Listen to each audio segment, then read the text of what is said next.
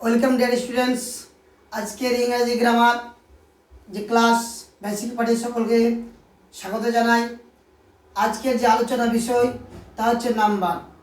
এর আগের যে ক্লাস ছিল আর্টিকেল সংক্রান্ত, অবশ্যই সকলে সেই ক্লাস পেয়েছো এবং দেখেছো, ভালোভাবে বুঝেছো। তো চলো যাই আজকের ক্লাস নাম্বার শিখে নিই। দেখো বলছে নাম্বার বা বচন কাকে বলে, ইহা কয় প্রকার ও কি কি। বলছে number an abstract entity used to describe quantity। বলছে যা নাউন বা প্রোনাউনের সংখ্যা নির্দেশ করে তাকে নাম্বার বলে।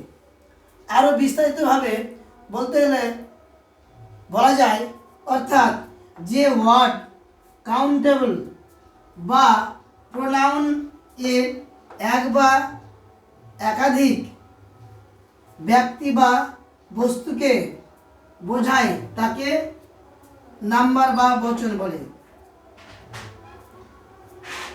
অর্থাৎ কাউন্টেবল নাউন বা প্রোনাউনের এক বা একাধিক ব্যক্তি বা বস্তু বোঝাবে তাকেই বলা হয় নাম্বার। যেমন উদাহরণ দিলে পরিষ্কার হয়ে যাবে। বলছে দিস ইজ এ ক্যাট। এখানে একটি বিড়ালকে নির্দেশ করা হচ্ছে, এই হয় একটি বিড়াল, একটি বিড়ালকে নির্দেশ করা হচ্ছে, তাই এটা হচ্ছে সিঙ্গুলার নাম্বার। আবার হচ্ছে দিস আর ক্যাটস। ক্যাটস অনেকগুলো বিড়ালকে নির্দেশ করা হচ্ছে, তাই ক্যাটস হচ্ছে কি প্লুরাল নাম্বার। এগুলি হয় বিড়াল। নাম্বার আবার দুই প্রকার, যথা সিঙ্গুলার নাম্বার এক বচন, প্লুরাল নাম্বার বহু বচন। ডিয়ার স্টুডেন্টস, এই হচ্ছে আজকের ক্লাস। নাম্বার কাকে বলে, নাম্বার কাকে বলে, কী কী। অবশ্যই আমার যে চ্যানেল, ইউটিউব চ্যানেল শেয়ার করা সাবস্ক্রাইব করবে, লাইক করবে, কমেন্ট করবে, পাশে থাকবে এবং এরকম ভিডিও পেতে আরও সাহায্য করবে। ওকে, থ্যাংক ইউ, ধন্যবাদ।